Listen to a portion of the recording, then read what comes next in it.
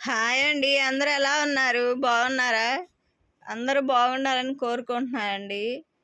ఇదైతే సండే రోజు లాగ్ అండి. ఆ రోజు అయితే మటన్ తెచ్చాయండి మా హస్బెండ్. మటను నా స్టైల్లో ఎలా చేస్తానో ఈ వీడియోలో చేస్తాను చూడండి. మీరు కూడా ఇలా చేసుకోండి. చాలా సింపుల్గా తొందరగా అయిపోయిద్దండి. గ్రేవీ కూడా ఎక్కువగా వచ్చింది. మా హస్బెండ్కి అయితే ఎక్కువగా పులుసు కావాలండి. గ్రేవీ కానీ ఎక్కువగా కావాలని అడుగుతాడు. అందుకని నేను ఎప్పుడు ఇలానే చేస్తాను.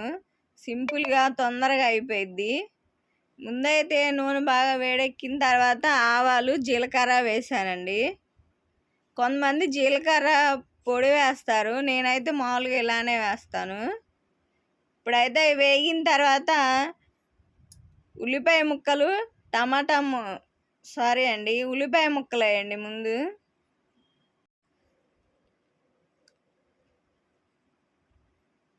ఉల్లిపాయలు వేసిన తర్వాత పచ్చిమిర్చి వేయండి. నేనైతే ఎప్పుడు ఇలానే చేస్తాను అండి. కొంతమంది అయితే కుక్కర్లో చేస్తారు.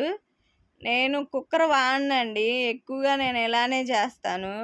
మటన్ అయినా కానీ ఏదైనా చికెన్ అయినా కానీ. ఉల్లిపాయలు పచ్చిమిరకాయలు వేగిన తర్వాత నెక్స్ట్ అయితే కరివేపాకు వేస్తున్నానండి. ఈ వీడియో చూస్తే మటన్ వండడం రాని వాళ్ళకు కూడా చాలా ఈజీగా చేస్తారండి. ఫస్ట్ టైం అయినా కూడా ఇలా 3 ఫ్రై అయిన తర్వాత ఇప్పుడైతే టమాటా ముక్కలు వేస్తున్నాను.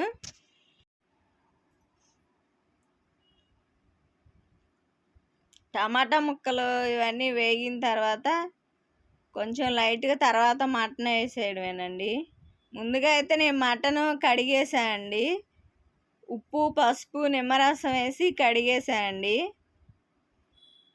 అవి ఎక్కువ ముందు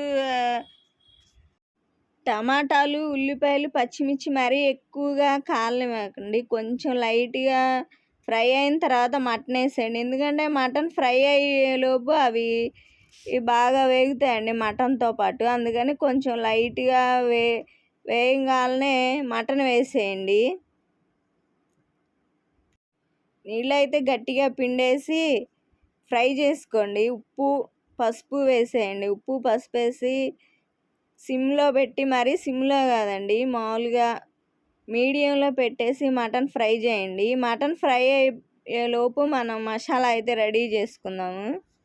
ఇదిగోండి ధనియాలు, లవంగాలు, చెక్క లవంగాలండి. ఈ 3 ముందు మిక్సీలో వేసేసి పొడి చేసుకుంటున్నానండి. ఈ ముందు దోరగా వేయించానండి. దోరగా వేయించి ముందు మిక్సీలో వేసి పొడి చేసి పక్కన పెట్టేసుకుందాము. మటన్ అంటే ఒక్కో చోట ఒక్కోలాగా చేస్తారండి. నేనైతే సింపుల్గా ఎప్పుడు ఇలానే చేస్తానండి. చాలా బాగుండిద్ది. ఒకసారి ట్రై చేసి చూడండి.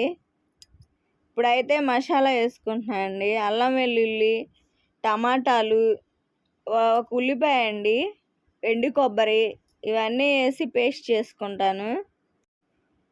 ఇవన్నీ వేయటం వల్ల ఏంటంటే కొంచెం గ్రేవీ వచ్చిద్దండి కూరలో.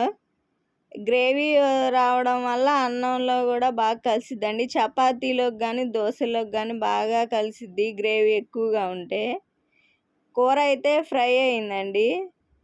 అల్లం చిన్నులపాయలు వెల్లుల్లి పేస్ట్ ఇప్పుడు చేశాను కదండి, అదంతా దాంట్లో వేస్తున్నాను. వేసేసి ఒకసారి కలిపేసి ఒక 5 నిమిషాలు ఉన్నవండి.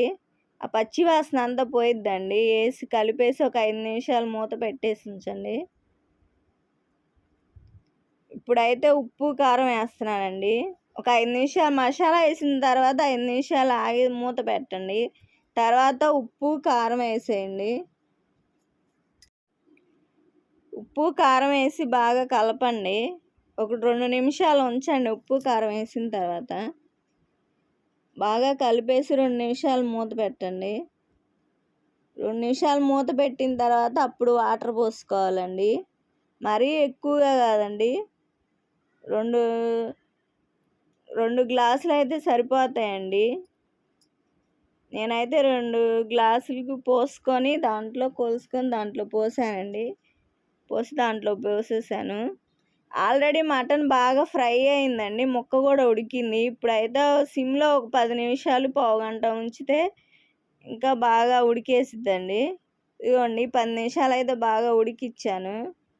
మధ్యలో నేను ఒక 5 నిమిషాల ముందు ధనియా పౌడర్, గరం మసాలా పౌడర్ వేసానండి, అది చూపించలేదు మీకు. ఇప్పుడైతే కూర ఉడికిందండి, చూడండి గ్రేవీ ఎలా వచ్చిందో. ఇలా చేసుకుంటే ఏంటంటే బాగా దోశలోకి కానీ, చపాతీలోకి కానీ, అన్నంలోకి కానీ బాగా కలిసిద్దండి. ఇలా పులుసుగానే చేయమంటాడు మా హస్బెండ్ ఎప్పుడు చేసినా కానీ, అందుకని నేనైతే ఇలానే చేస్తాను.